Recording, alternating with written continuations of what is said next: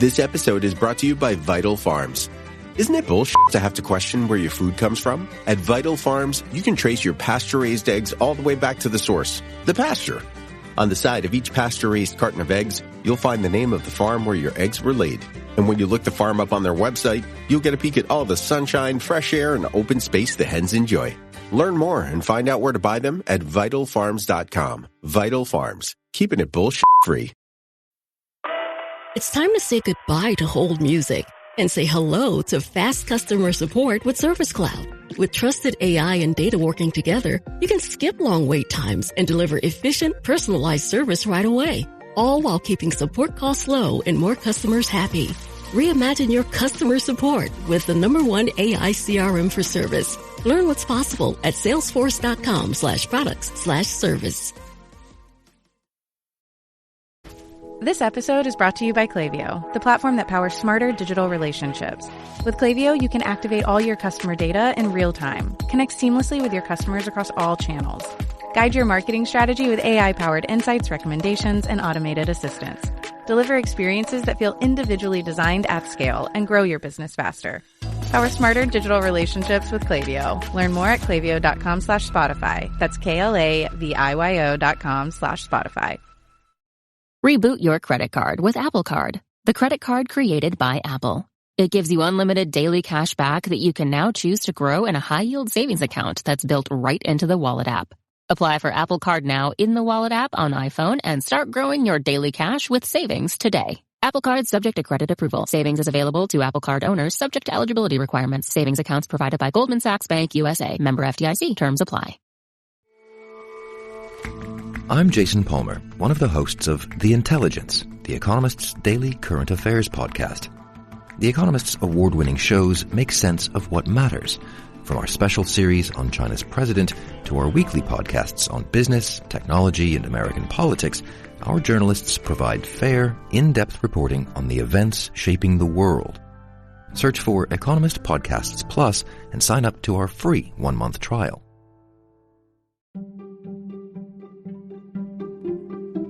Welcome to the HCI family of podcasts. We're your source for personal, professional, and organizational growth and development. We share our own original research, explore industry trends, and interview executives and thought leaders from across the globe.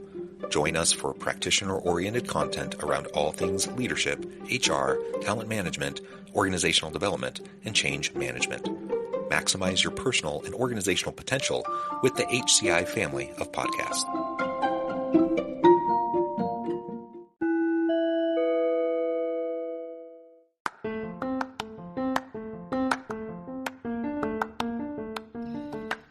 Welcome to the podcast. In this podcast episode, I talk with Ryan Niddel about why it is important to create internal systems that scale.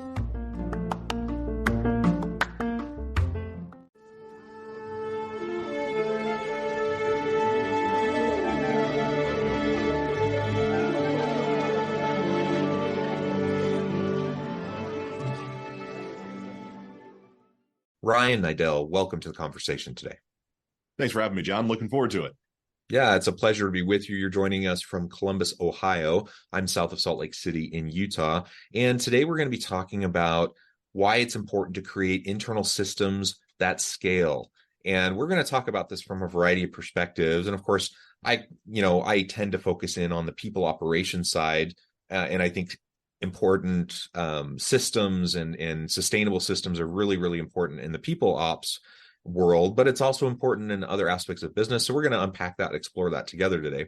As we get started, I'll just briefly introduce Ryan. Ryan Niddel is CEO of MIT45, a board member, investor, and entrepreneur. But I do want to give you a chance to highlight anything else that might be important for the audience by way of context.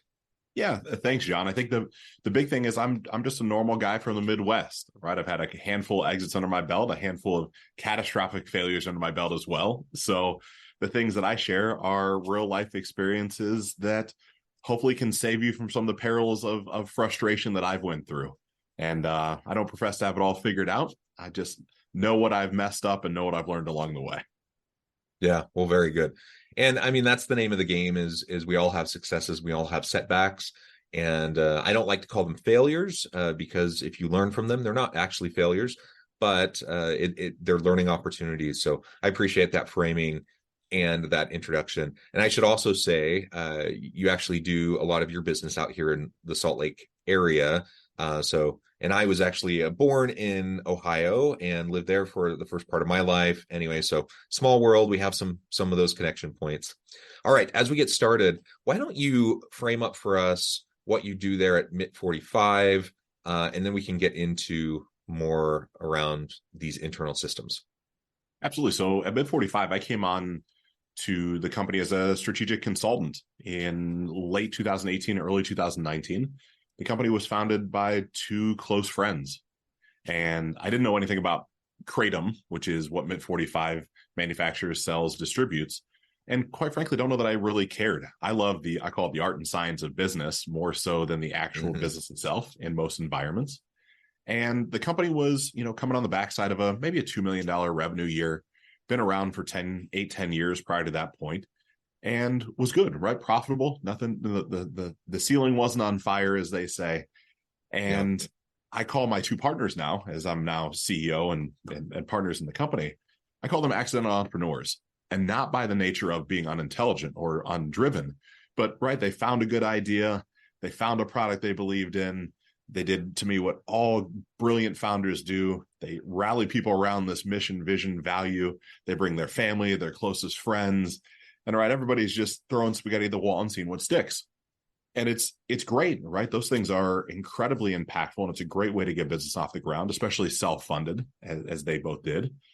And then someone like me comes in and says, oh gosh, we're probably to a point that having some level of systems and processes and structure might help us have more of a scaffolding to scale from, instead of, my best friend's sister's brother happened to need a job. And so he's running our fulfillment. And it's, well, what sort of skill set does that individual have? Well, he's here. That's the skill set. He's here and he's focused.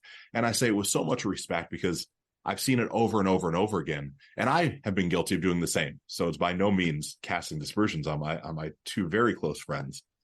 But what I've been able to do is come in and with some level of hard work, dedication, pig-headed discipline and determination, as Chet Holmes would say, right? Just keep pushing through different thoughts around really, I call it basic business systems, where we started by just mapping out the cash conversion cycle, right? An unsexy thing to consider. It's just from the time you place an order for your raw materials to the time you turn it into cash, who has to touch all of that? How many different places does it have a breakage point at? What are the constraints that are associated with it? And just that one simple exercise helped the company more than double by freeing up a lot of free cash flow, right? Just something simple. And again, this is always, to me, the funny part, because this is the unsexy stuff that I don't know if it gets spoken about all that much. Everybody wants to talk about ads and scaling sales. And it's like, well, to me, you can generate more sales, but if the rest of the ecosystem isn't built to support those sales, right, you're just digging a deeper hole that you have to figure out how to get out of later. And so we started with some of those processes. And then I keep referring to on different conversations, I look at most businesses, it's three specific factors. It's your people, it's your processes, and your technology.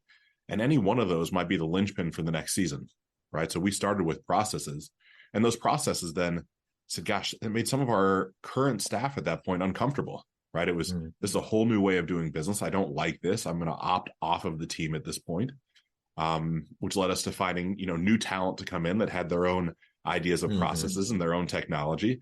And this flywheel then just kept spinning and spinning, where, fast forward to the punchline now. And when I came around, we had 22 or 24 employees, one nice rooftop in South Salt Lake, right? Just a simple business with a simple manufacturing process. Now we're 5 rooftops, including the Columbus office I sit in. We're about 110 employees, and we're bumping up towards 100 million in revenue mark since 2019. So there's a lot of learnings that have happened between then and now, and anything from the cash conversion cycle to now, a lot of our growth strategy is based off of strategic acquisitions of market share, of competitors, of manufacturing space, which led us to give or take your hometown of Orem and American Fork, of buying into great manufacturing facilities that I think quite often it's easier to buy than it is to build, right? You buy an established business that has the people and the process and technology is already in place. As long as the cash flow backs out, it was a lot quicker way for us to meet our manufacturing requirements. Yeah. So if I am getting the numbers correct, pre-2019, it was about a 2 million revenue company. Now it's about 100 million 4 years later. That's a little bit of growth during that 4-year period. That's a lot to handle. And yeah, I mean, you're right. As you were laying out, what we often see in new entrepreneurial endeavors, you have either an individual, a solopreneur, or maybe a small team of people, in this case, a partnership. Great idea. It starts to take off. You're rallying people around you. All of that's really great for that initial startup. But eventually, especially as you start to grow and scale, you got to put in place a scaffolding, as you said. I think that's a really great description. There has to be systems in place and a scaffolding in place to support the growth. So I've seen many times where organizations are trying to scale rapidly, and it's really a house of cards. There's no internal support structures. And so all it takes is a stiff wind to blow the whole thing down. And that's not what anyone wants either. Like, everyone wants growth, right? That growth is great. But if you don't do it the right way, then it's really a facade, and really things could crumble so pretty. Well, absolutely, they certainly can. And I'll say, as we look at MIT 45 and kind of go back in a series of time, as I said, I had a pretty, I'll call it, for many people, might have been a catastrophic setback. I had sold a web hosting company and went out, started my own company, and I was, rapid growth, pedal to the floor, no scaffolding, no systems, and look up after 18 months and I'm, shutting down the company, multiple six figures to have the company be folded up. And I'm essentially, I'll say, flat broke, right? I mean, rental properties in foreclosure, cars repossessed, like actually broke, not a little kind of broke. And I share all that because that gave me the awareness now of being able to come into a business like MIT 45 and see things slightly differently than the founders. And again, our company has been able to grow to this size because of the caliber of individuals, right? The people processes side of things has been the most pivotal part, but simultaneously saying it's a challenge because every 12 months the company is doubling in size. Right. It's philosophically a different business every 12 months. So you have the individual coming in that's got a great skill set, tons of passion, and not only they execute on their job, but in order to keep up, they'd have to be learning the entire next set of skills they would need. And that can get taxing, right? I'll say our company is at times emotionally draining because of the speed. And it's not any one thing. Oftentimes I get that question, what's the one thing that you did?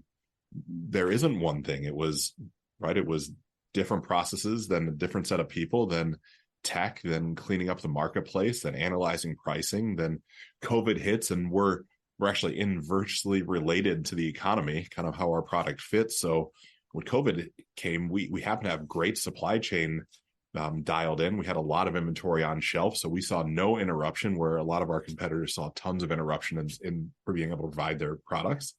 And so we swallowed up market share there, right? It's this beautifully orchestrated, completely accidental way that we've, went from X to X times 20, X times 50. It's every season's a new time to learn, a new experience for us. Yeah. And on the HR and the people ops side, you mentioned the challenge of scaling. Now, obviously, your first example was actually a cash flow example. That's really important to keep in mind. And there's all these different systems in place for an organization to be successful as it scales.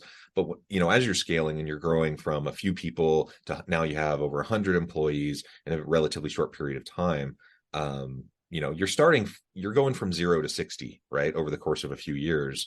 You probably had no sort of internal HR systems or processes, no policies, practices, procedures really that were in any way formalized. And so then you're trying to build the plane while you're flying it, while flying it super fast, right? Because you're growing. And that's really hard. And you mentioned too, just the turnover in people. Sometimes the startup team is great for that phase, but it's not the right team move you forward into scaling. And that can be a really hard thing, especially like you said, if there's like friends and family involved. Those can be really, really hard decisions. But over time, you might need different skill sets. You need people who have different mindsets. And so there starts to be a shift there. But just navigating that process can be really messy. I know this was now maybe over a decade ago, but I was doing some work with a firm that was traditionally a family-run firm out of Salt Lake City. And for a couple generations, relatively, they were successful, a couple hundred employees. And then they decided to take some infusion of capital, and they decided to go national. And over the course of a few years, they grew from a couple hundred employees to a couple thousand employees, from like a handful of locations to hundreds of locations across the country. And I mean, you can imagine the amount of strain that kind of growth and scaling has on the people involved. And obviously, some people just choose to leave in that circumstance. Other people try to navigate it and just ride out the storm, so to speak. But there's almost no storm to ride out. It's like constant. And so when you were saying, it's emotionally taxing, it is, because, there's change fatigue. People, we're humans, human animals that like some level of at least faux certainty, or like feeling like we have things figured out. And when things are constantly developing, constantly changing, we're constantly being asked to learn new things and to reskill and to upskill and prepare for a new future. That is hard for probably most people. Can you speak more to like how you've helped support people in your team as you've grown? And obviously you've added new people, you probably replaced some people, but you probably have a lot of the same people that have continued. And how do you support them as they're growing with the business? Yeah, John, I would love to say I have this part figured out, and it's what I'm currently focused on, is leaning more of my time into figuring more and more of this out. As I sit around and say, what we've done, at least for the time being, is I'll say pseudo standardized the onboarding process, right? How do you, the request for hire, and what are all the check boxes someone has to check off before they can become employed? And unfortunately, standardize the offboarding process as well, with great separation agreements for those people that are just, saying enough's enough. But in that in between of how do you actually pour in, for me, it's become, I'll say, a hyper transparent organization where I'm not doing monthly recaps that are, I can call them all hands, but it's really, Loom videos because of the different locations. And I don't need to stop everybody, but I think when they have a clear sense of where we're going, why we're going there, what are some of the things that are coming around the corner, it certainly takes time for people to understand, at least in our organization, that I'm seeing things that are 12, 18, 24 months ahead. And so it's this nice back and forth, a yin and yang, a little bit of discussing, look, at some point in the near future, we'll all be under one roof, and one roof will be 120,000 square feet. And some of the issues we have of multiple locations might in fact go away. And saying, sharing that vision while simultaneously starting to tip into, here's the path and plan on how we get there, where the daily activities of the business are daily, right? The team is focused on, are we producing X number of units today, this week? Are we generating X number of dollars in revenue? And it's that back and forth of, yes, we have to do these things. And yes, I'm also focused on something that's further down the road. And having just, I'll say, consistency, right? Bring EOS into our company was a big help. But now we're I don't say we're almost scaling past that, because I think that's a little bit of a challenging way to say it. But I see some things that for our particular situation, we like pieces and parts of the EOS system, that entrepreneurial operating system by Gino Wickman. And then we like pieces and parts of the OKR system. And there's some back and forth and some brilliant pieces that I think there's a lot of, I call them breadcrumbs, that are laying around that we can pick up to get us to that next season. Because we're one of the things I'm consistently reminding our team of as well, while this is uncharted territory for us, it's not uncharted territory for business, right? There are businesses that have went through this time and time and time again, and we get to learn from them and bring those lessons back and bring those people back and bring those trainings back, so that hopefully it's giving people that level of stability. And as well, John, we do some things that I think hopefully, I'll say, set us apart, where I think it becomes paramount for us to really show that we care about our employees, and what that care means to me, right, is the things that they might worry about, they don't have to worry about. Like we provide healthy meals for our employees, 2 to 3 meals a day if they want them, that are healthy, nutritious, give or take organic. We offer full not only health insurance benefits, not only for our staff, but for their extended family as well, with nothing out of pocket for them.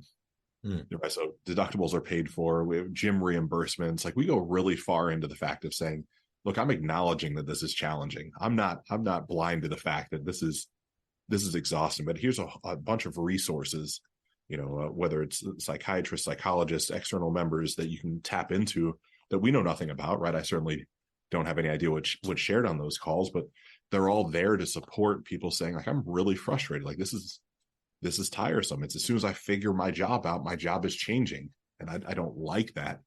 And it's just consistent communication to me, realizing we're all human, right? I also get frustrated that it's like, I can't just catch my breath, but simultaneously, I don't know that I even want to sometimes, right? It's frustrating and fun all in the same moment. I tend to be much the same way. Like, I get bored easily, perhaps, but that's part of it. Like, I like to constantly be doing new things.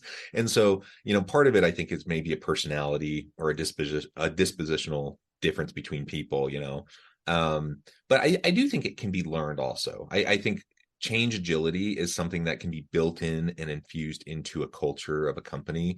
And you can make it more or less, easy for people on your team to lean into the shifts and the changes that happen. And frankly, a lot of organizations do less, they actually make it harder. And so then it gets more and more frustrating. It sounds like you're doing a lot of things well in trying to make sure that you're, it's still challenging, but trying to make sure that people are supported and that you have this ongoing growth mindset and this growth culture within your organization.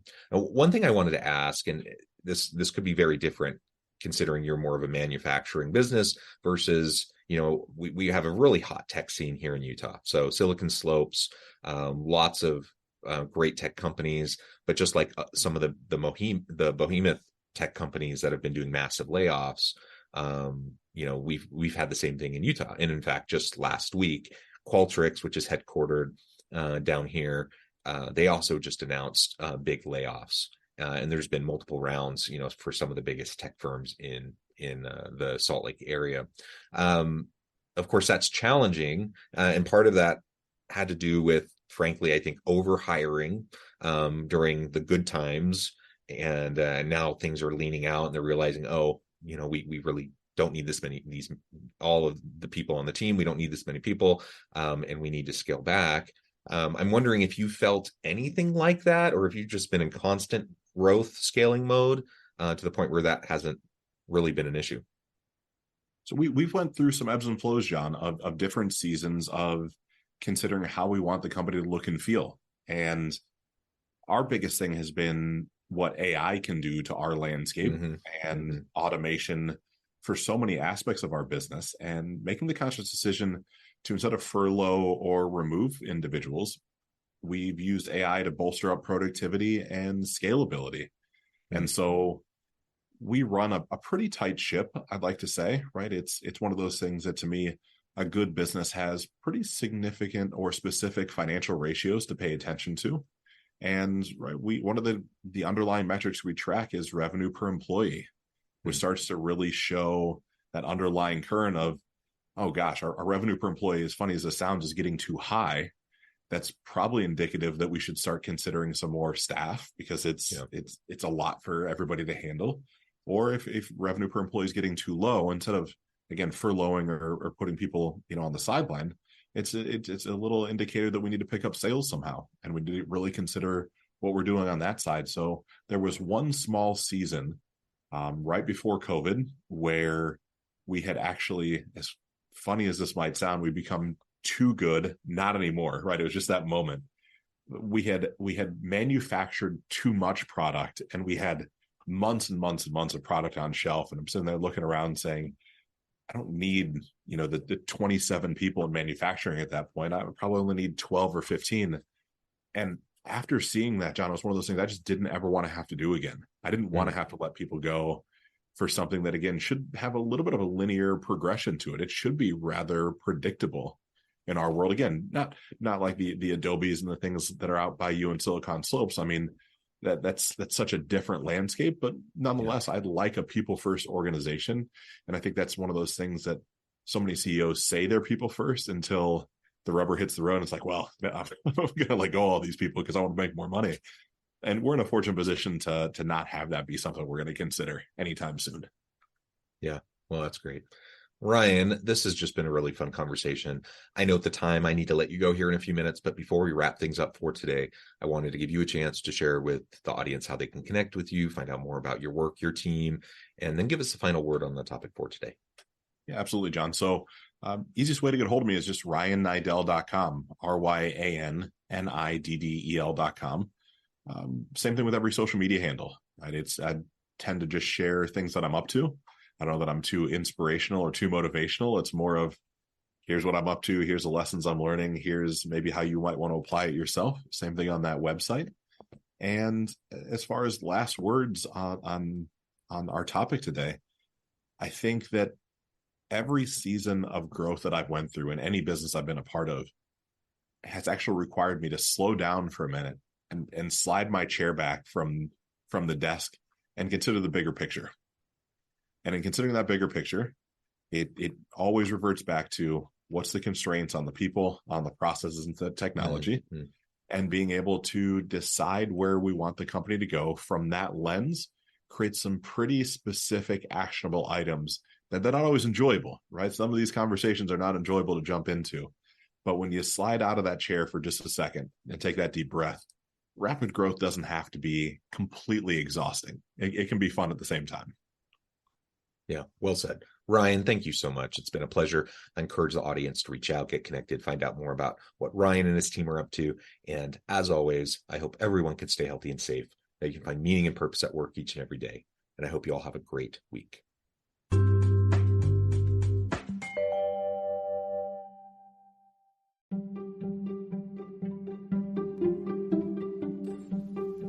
Thanks for joining us for this episode of the podcast. We hope you stay healthy and safe, and please join us again soon.